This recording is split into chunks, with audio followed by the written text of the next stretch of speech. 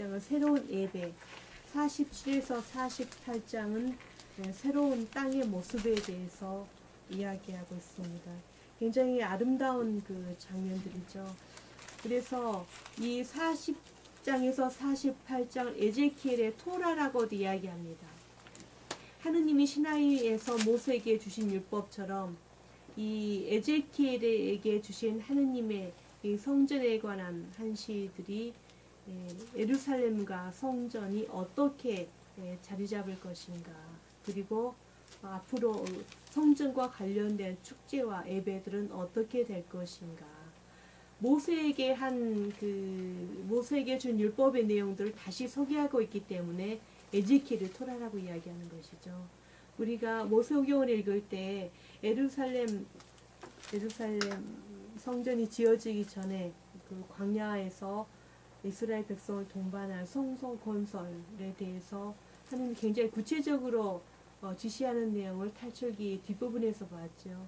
그런데 이제 예루살렘 성전을 어떻게 지을 것인가, 그 성전 안에서 이루어지는 그 축제와 예배들은 어떤 식으로 진행될 것인가 다시 소개하고 있습니다. 그래서 토라라고 하죠.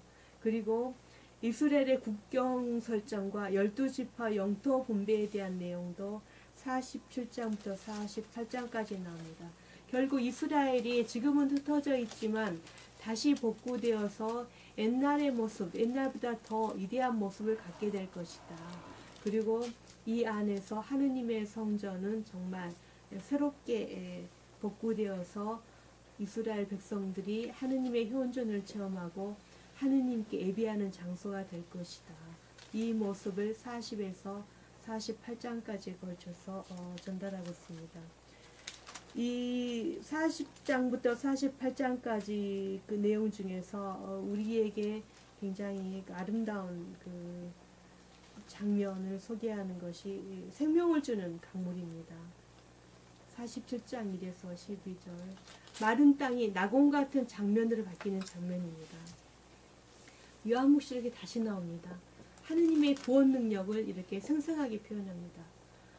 이 성전 오른편에 있는 그 강줄기에서 나오는 물이 세상 안으로 흘러들어가 그 강물에 닿는 모든 생물체들이 다 살아난다. 하느님과 인간의 관계가 모든 피조물을 변화시킨다. 이 장면을 요한복음 7장 38절, 19장 34절에서도 보여주죠. 예수님 몸에서 생명을 주는 물이 흘러나온다. 바로 에제키엘서 47장에서 나온 장면들을 신약 안에서 다시 확장시킨 장면들입니다. 에제키엘서는 우리에게 어떤 가르침과 영성을 주는가? 우리가 성경 본문을 하나하나 읽고 내용이 어떤 것인가를 살펴보죠. 마지막에는 전체적으로 이 책 전체가 우리에게 주는 가르침과 영성이 무엇인가를 제대로 파악을 할 때 성경에서 삶으로 어떻게 적용시킬 수 있을까를 우리가 성찰할 수 있습니다. 제일 먼저 우리가 성경을 공부할 때 있는 것은 성경 본문에 대한 이해죠. 내 삶 안에 어떤 의미가 있는가를 먼저 묻기 전에 성경이 우리에게 무엇을 말하는가를 이해하는 것이 대단히 중요합니다. 그리고 그 다음에 우리가 성경에서 배웠던 것들을 토대로 이 가르침과 영성을 우리 삶을 어떻게 적용할 수 있을까를 배우는 것이죠. 첫 번째 에제키엘서 가르침과 영성은 하느님에 대해서입니다. 우리가 예언서들을 읽어보면은 예언서마다 각기 다양한 하느님의 모습, 하느님에 대한 성찰을 소개하고 있는 것을 볼 수 있습니다. 호세아서에는 어떤 하느님의 모습이 나옵니까? 사랑의 하느님이 나오죠. 그 다음에 아모스서, 정의의 하느님, 말씀이 없으십니다. 네, 그 다음에 이사야서는 거룩하신 하느님. 네. 그래서 예언서마다 각기 다양한 하느님의 모습을 보여주는데 에제키엘 하느님 어떤 하느님일까요? 거룩하신 하느님입니다. 1장에서 이미 그 하느님을 봤죠. 굉장히 거룩한 그 모습, 폭풍과 불꽃이 있는 한가운데서 에제키엘에 등장하신 하느님. 초월적이고 보편적인 하느님, 신비로운 하느님을 보여주고 있는데, 바로 이 하느님의 거룩하심, 초월적이고 보편적인 하느님이 에제키엘서 중심 사상이라고 말할 수 있습니다. 하느님 도저히 가까이 할 수 없는 분이시며 동시에 당신의 영광을 통해 세계 안에 현존하는 분이시라는 것. 이 하느님의 영광을 찬란한 광명으로 표현하죠. 인간이 회개하여 하느님이 내리신 해방을 받아들일 때 하느님의 영광 안에 들어가게 된다. 그래서 하느님은 초월적이지만 이 하느님이 원하는 삶, 하느님이 원하는 회개의 삶을 받아들일 때 인간도 그런 초월적이고 거룩한 하느님과 관계를 맺게 된다. 그리고 이것이 이스라엘만이 아니라 다른 민족들에게도 해당이 된다는 것을 말하고 있습니다. 두 번째, 파멸과 희망을 연결하는 예언자. 무슨 말일까요? 이 유배 시기는 이스라엘 역사에서 대단히 중요한 시기입니다. 모든 것이 다 무너졌지요. 안전을 보장하던 임금과 성전과 제도가 다 무너졌습니다. 파멸밖에 보이지 않는 시기였죠. 그런데 이 파멸의 시기에 다시 새로운 것들이 생기기 시작합니다. 이전에 인간들이 감히 생각하지 못했던 새로운 가치관과 하느님의 개념, 그리고 새로운 희망이 이 유배 시기에 생겨납니다. 그런 면에서 유배기에 활동했던 에제키엘 예언자는 파멸과 희망을 연결하는 예언자라고 말할 수 있습니다. 세 번째, 하느님과 맺는 새로운 계약의 중요성. 우리가 8장부터 11장까지 하느님이 우상 숭배를 하는 성전을 어떻게 떠나시는가, 이동 장면을 여러 가지 환시를 통해 보았습니다. 하느님은 성전보다 크신 분이시다. 하느님을 성전을 통해서 바치는 예배, 성전 안에서 들리는 어떤 기도 소리에 당신을 얽매여 두지 않으시는 분이시다. 인간이 성전 예배와 또 신심생활과 기도를 통해서 하느님을 조종하려는 것을 받아들이지 않는 분이시다. 예언자들의 공통된 메시지가 바로 에제키엘서에서도 나옵니다. 정의 없는 예배는 아무 소용이 없다. 마음으로 맺지 않는, 마음으로 충실하지 않는 계약은 하느님과 연결되지 못한다.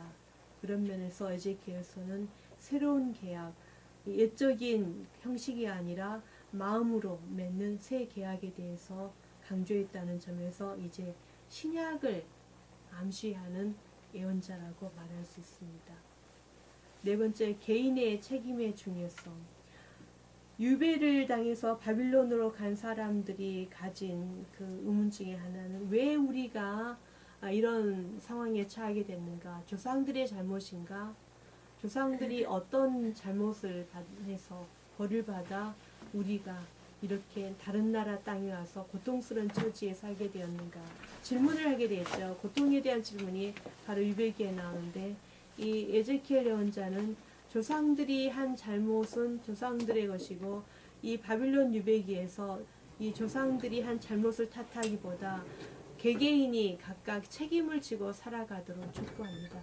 이것은 굉장히 구약에서 새로운 사상입니다. 왜냐하면 모든 것을 집단적으로 생각했던 사고, 집단적으로 생각했던 그 사고가 팽배했던 시기인데, 이제 집단으로 제 책임을 돌리지 말고 각각 개인의 책임을 지고 자유롭게 살아가라는 것.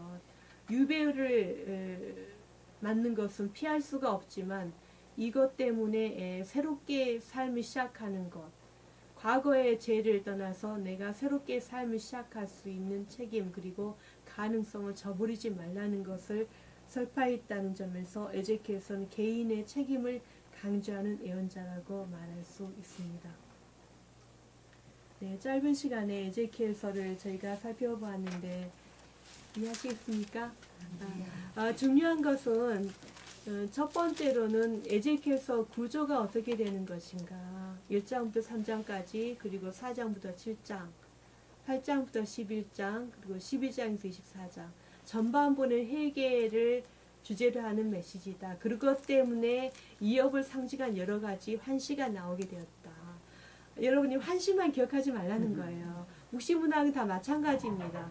요한묵시록 읽어보면은 나중에 무서운 그 상징과 환심만 기억에 남고 결국 말하고자 했던 그 회개와 희망의 메시지는 다 잊어버리게 되죠.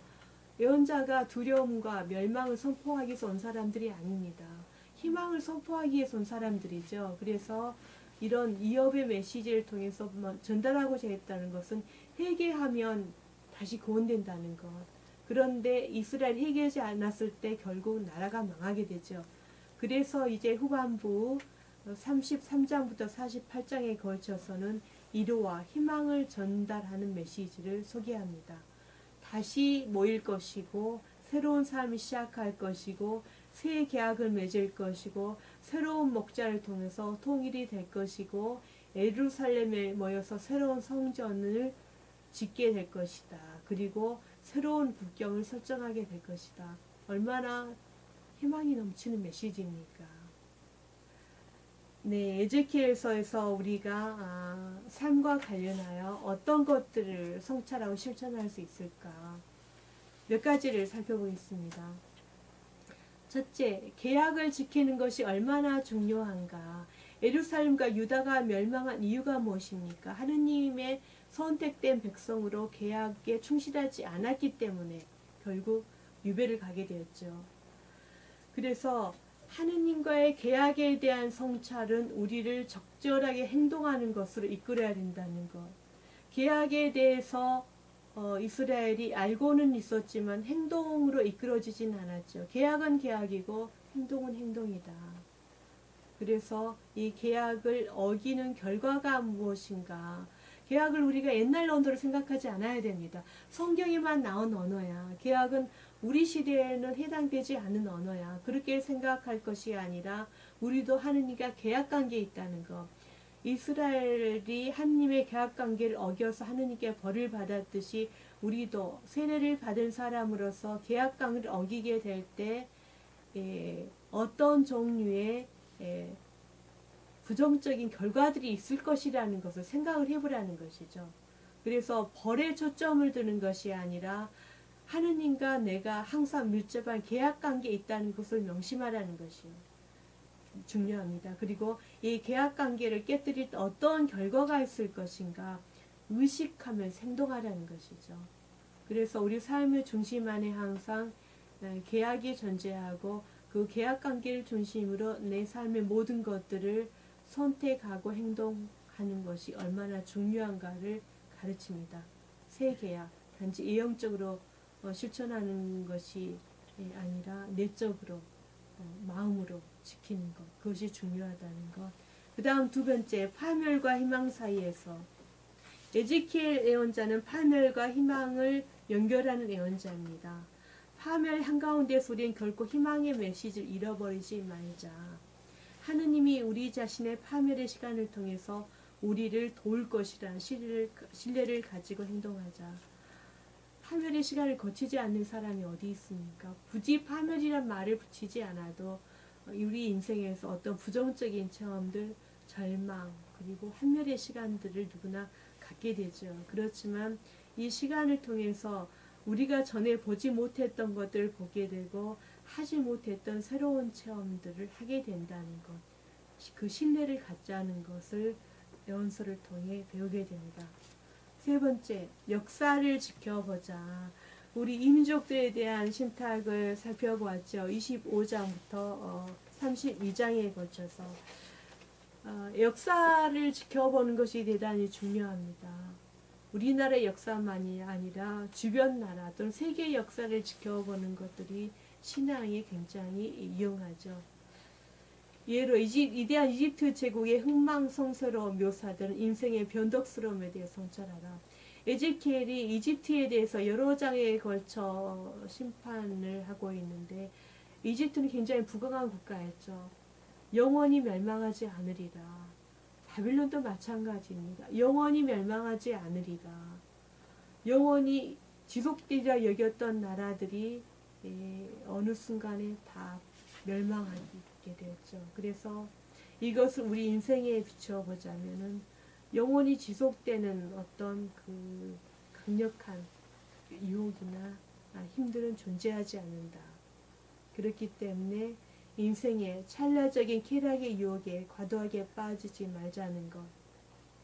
인생의 쾌락의 기쁨과 그것들의 한계를 의식하면서 균형을 유지하는 삶을 살자.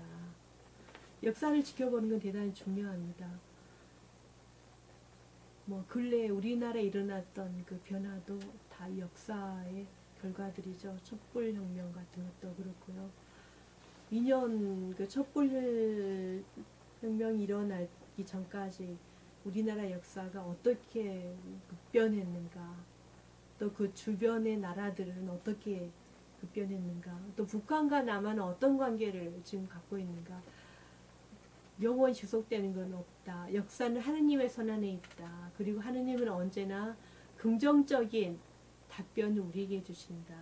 굉장히 좋은 메시지죠. 시야를 넓히라는 것입니다. 순간 안에 빠져서 매몰돼서 살지 말라는 것, 균형을 유지하라는 것을 에제키엘서에서 배울 수 있습니다. 네 번째, 새로운 회복. 에제키엘서의 유명한 한시 37장을 좀 떠올려 보시면 좋겠습니다. 어떤 설명보다 그 마른 뼈가 일어나는 살아있는 살이 되는 그 한시, 일어나지 않을 것 같은 일이 일어나죠. 네. 새로운 회복에 대한 한시입니다. 우리 삶이 하느님의 영을 받아들일 때 이런 그 기적이 일어날 수 있다는 것, 그리고 인간적인 노력이 아니라 하느님의 힘이 그분 영으로 우리를 채우면서 우리 삶을 새롭게 회복시키고 새로운 가능성, 새로운 미래로 이끌어 가신다는 것, 그런 믿음으로 신뢰하면서 살아가자. 이것을 에제키엘서에서 말하고 있습니다. 그래서 우리가 오늘 에제키엘서를 살펴보았습니다. 굉장히 상징과 많은 그 한시들을 사용한 예언자, 그리고 그 장중한 언어 때문에 좀 이해하기 힘든 그 내용들이지만 전체적인 내용, 이업과 회개, 그리고 위로와 희망, 격려의 메시지를 에제키엘이 가진 그 독특한 특성들, 비유와 알레고리, 산시, 그리고 무언급, 그리고 또 때로는 장중한 설교를 통해서 백성들에게 전했고, 또 그가 전한 회개와 이업, 위로와 희망, 어떤 그 상황에서도 하느님은 우리를 새롭게 살리시고 구원하신다. 그 메시지의 현재성은 오늘날 우리에게도 마찬가지로 중요한 메시지라고 말할 수 있습니다. 잠시 묵상하시면서 오늘 에제키엘서 배운 것을 그대로 기도하는 시간을 갖겠습니다.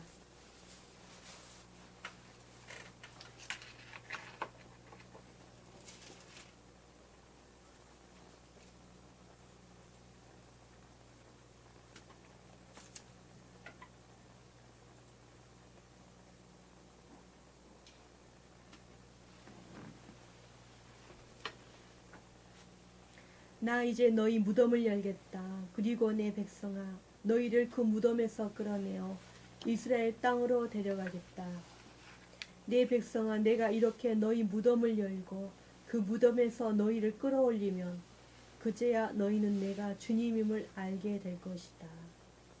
내가 너희 안에 내 영을 넣어주어 너희를 살린 다음 너희 땅으로 데려다 놓겠다. 그제야 너희는 나 주님은 말하고 그대로 실천한다는 사실을 알게 될 것이다. 무덤에서 끌어내어 이스라엘 땅으로 데려가시는 하느님의 놀라운 능력과 사랑을 기억하면서 일주일 동안 사람들 사이에서, 그리고 내 안에서, 무덤에서 끌어내어져 새롭게 부활하는 체험을 하시는 한 주간이 되시기를 기원합니다. 아멘. 영광이 성부와 성자 성령께 처음과 같이 이제와 항상 영원히 아멘. 성부와 성자와 성령의 이름으로 아멘. 수고하셨습니다.